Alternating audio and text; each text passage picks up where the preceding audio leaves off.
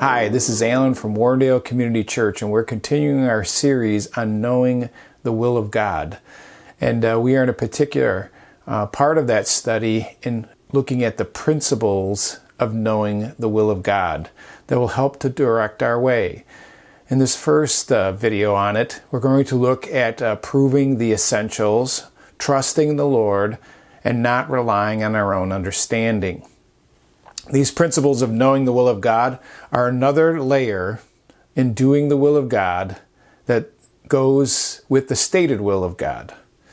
These relate to the ways of your life, not just to certain stated actions. These are like driving principles versus laws or rules.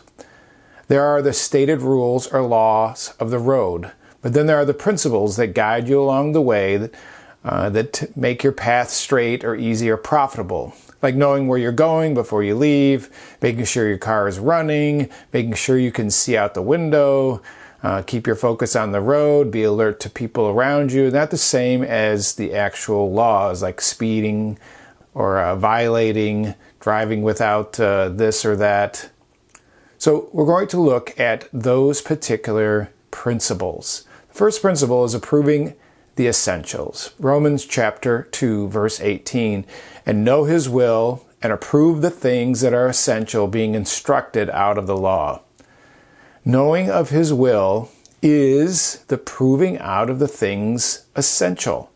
The law or the scriptures provide a basis for examining the things make known the will of God. The word essential comes from the idea of carrying through or making a difference. It's used in making a difference in Galatians chapter 2, verse 6 this way. It's in the negative, but let me read that. Galatians 2:6.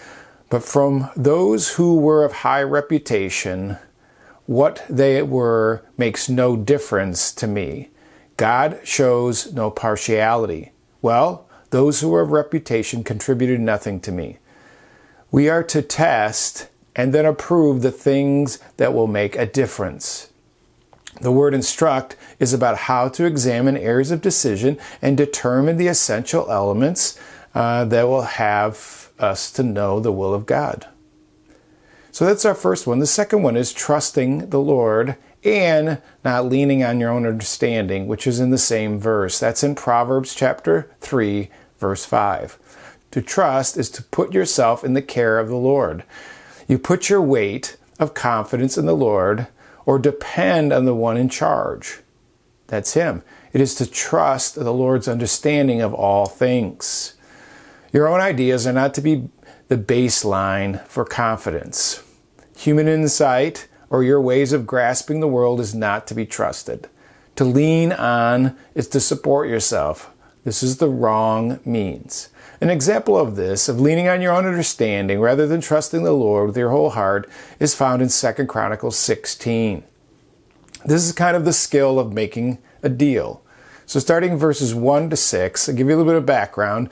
Baasha, who was the king of the northern tribe, and Asa was the southern tribe in Judah. Baasha began to fortify Ramah, which was on the southern border, with Asa. Asa sensed the threat and was afraid, so he made a deal with an alliance with a foreign king for protection. Asa took money from the treasury of the Lord in his house and made a deal with Ben-Hadad, king of Aram, to make a treaty with him against Baasha. Ben-Hadad attacked from the north side of Baasha, causing him to withdraw from the south. The strategy worked by his own understanding, but it was not trusting in the Lord. Like he had done previously. He had a great beginning. He trusted the Lord with an army that was innumerable, and God delivered him. But now he uses a different operation. He has become a smooth operator than to remain a man fully trusting in the Lord. It goes on in verse 7, 2 Chronicles 16:7. At that time Hananiah the seer came to Asa, king of Judah, and said to him, because you have relied on the king of Aram and not relied on the Lord your God, therefore the army of the king of Aram have escaped out of your hand. The prophet speaks the true principle of the will of God, correcting Asa's own understanding. He relied or trusted in the king of Aram and not the Lord. Your own understanding and your own way of doing it was wrong, and you lost out on a greater blessing which God would have given you. His understanding that money talks and people move for it cost him much more by the loss of God's strong support. And we'll see that in verse 9. For the eyes of the Lord move to and fro throughout the earth, and he may strongly support those whose heart is completely his.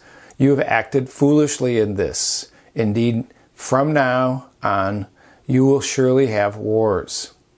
See, the Lord looks for those who trust him completely to give them his strength, not those who will trust their own understanding. And Asa, had acted foolishly and gets more wars for his money maneuver in making an alliance with an earthly enemy. The Lord strongly supports those whose heart are all in on trusting him, not those using their own connections and human skills and wealth to gain a victory. We are foolish not to trust him with our whole being and rely on our own understanding. That does not rely on him. When I don't need him to overcome my fears, my dangers, my diseases, my decisions, then I am not relying on him. So, further information that comes to Asa, 2 Chronicles 16:10, then Asa was angry with the seer and put him in prison, for he was enraged at him for this, and Asa oppressed some of the people at the same time. Asa's reaction with anger at this rebuke for his reliance on human alliances. He was enraged at this messenger, and his message, which revealed his heart, was no longer trusting the Lord fully to gain his strength, at least at this juncture. He became angry with the messenger and imprisoned him rather than getting right. Asa started great, but ended his life poorly.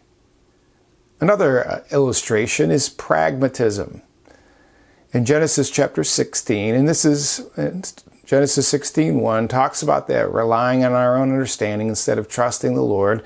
Here we have Sarai. Now Sarai, Abraham's wife, Genesis 16:1. Now Sarai, Abraham's wife, had bore him no children, and she had an Egyptian maid, whose name was Hagar. Verse 2, so Sarai said to Abram, now behold, the Lord has prevented me from bearing children. Please go into my maid. Perhaps I will obtain children through her. And Abram listened to the voice of Sarai. The logic of her thinking is that the Lord has prevented what he has promised, so we will use another method that will work. The Lord's prevention means he wants us to use another method to cause this to happen, because he either can't or won't let it happen by me. The means does not matter as long as it accomplishes the end result of having a promised child, thought Sarai. This was not from the Lord. This was not by the Lord, so it would not be the fulfillment of God's promise. This was to cause much pain and grief for Sarai and the seed of promise. Abraham does the same or similar thing in Genesis chapter 20, verse 11. Abraham said, because I thought, surely there is no fear of God in this place, and they will kill me because of my wife. His thought was this. So he did this, but it was wrong and incorrect and created a hard way. The perception of others and their supposed no fear of God drove this principle to say to Sarai to say that she was his sister. His own understanding that guided his way was not that God would protect him while he wandered. His principle of navigation was wrong in this area, even though he trusted it, but it leads to a rough road. This is a principle of not being fully honest and straightforward about his relationship to his wife. He explains this method in Genesis 20:12. Besides, she actually is my sister, the daughter of my father, but not the daughter of my mother, and she became my wife. And it came about when God caused me to wander from my father's house that I said to her, this is the kindness of which you will show to me. Everywhere we go, say of me, he is my brother. So we see this not trusting, but instead using your own understanding, is not the principles that we want to follow.